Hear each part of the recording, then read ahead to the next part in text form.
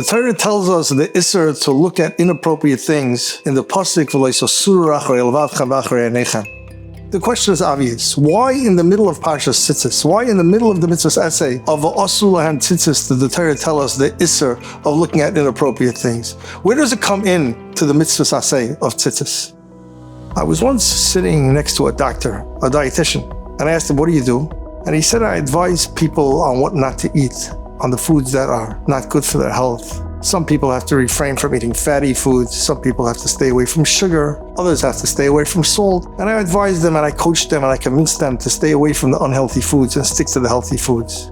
And I asked them, but how could you just tell people to stay away from foods? They crave those foods. They like those foods. They have an urge to eat those foods.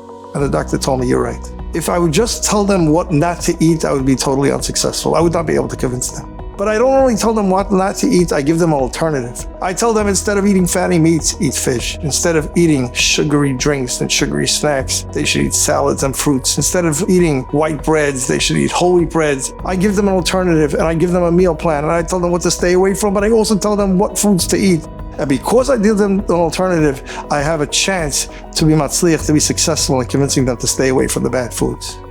The Torah is the same way. The Torah doesn't just tell us, don't look at things that are inappropriate. Don't give in to your urge and look at inappropriate things. The Torah gives you an alternative. The Torah says, don't look at inappropriate things, but look at your tzitzis, look at the tchelis, which is doimah to the yam, which is doimah to the rikia, which is doimah to the kisa kavod. You'll see Hashem. You'll have more fulfilling vision. You'll be able to see things that are more fulfilling, that will give you more benefit, that will be a kiyah mitzvah. The Torah doesn't just tell us what not to do. The Torah gives you an alternative.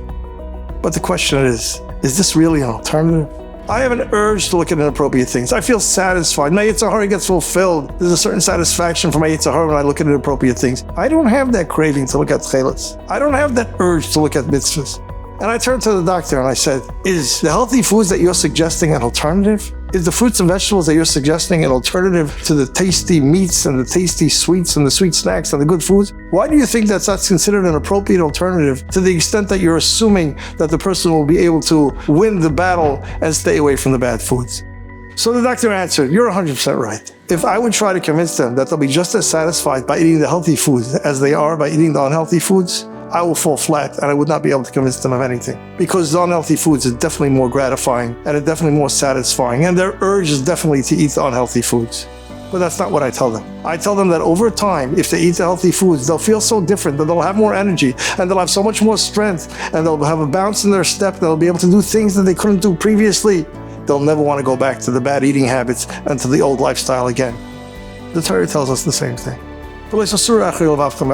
Stay away from looking at bad and inappropriate things. Look at the good things. Look at the mitzvahs. You won't feel gratified right away. And you won't feel satisfied right away. And the Yetzer Hara will not be satiated. The Yetzer Hara will not be happy right away. But over time, you're going to be kedoshim. You're going to be holy. You're going to be attached to Hashem. You're going to feel so different. Your mindset will be a mindset of ruchnius. It may take time, and it won't happen right away. But once you feel that v'yisem kedoshim l'elokechem, you'll never want to go back to the lifestyle of Averis again.